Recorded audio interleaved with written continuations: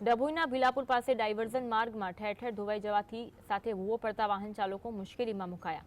ભીલાપુર પાસે નિર્માણ પામી રહેલા રેલવે ગંડાળાની બાજુમાં અપાયેલા ડાયવર્ઝન પર ભૂવો પડવાને કારણે રસ્તો અત્યંત બિસ્માર બન્યો। સતત વરસાદ અને પૂરના પાણીના કારણે 50 ફૂટ ઊંડો ભૂવો પડ્યો। છેલ્લા 5 થી 6 દિવસથી આ સમસ્યા સર્જાતી હોવા છતાં પણ તંત્ર દ્વારા કામગીરી નહીં કરાતા લોકો પરેશાન થયા છે। અમે આજુબાજુના ગામના બધા લોકો ભેગા થયા છે। ભીલાપુર રેલવે સ્ટેશનનું ગરનાળું બનતું હોય એનો ડાયવર્ઝનનો રસ્તો અહીંયાથી અમારે ત્યાં પસાર થાય એની અંદર 50 થી 60 ફૂટ ખાડો થઈ ગયો છે। વધારે પડતા વરસાદના કારણે ધોવાણ થઈને અહીંયા ખૂબ જ અવરજવર માટે તકલીફ પડે છે। ડાયવર્ઝનનું ધોવાણ એટલું બધું હદે છે કે અહીંયાથી સિંગલ જઈ શકાતું નથી ને આવી શકાતું નથી।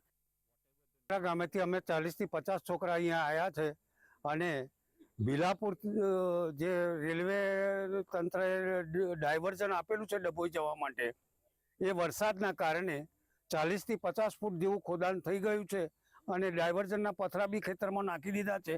આ રસ્તો પગદલથી પણ જવાય એવો નથી કે 4 વ્હીલર કે 2 વ્હીલરથી પણ નીકળાય એમ નથી।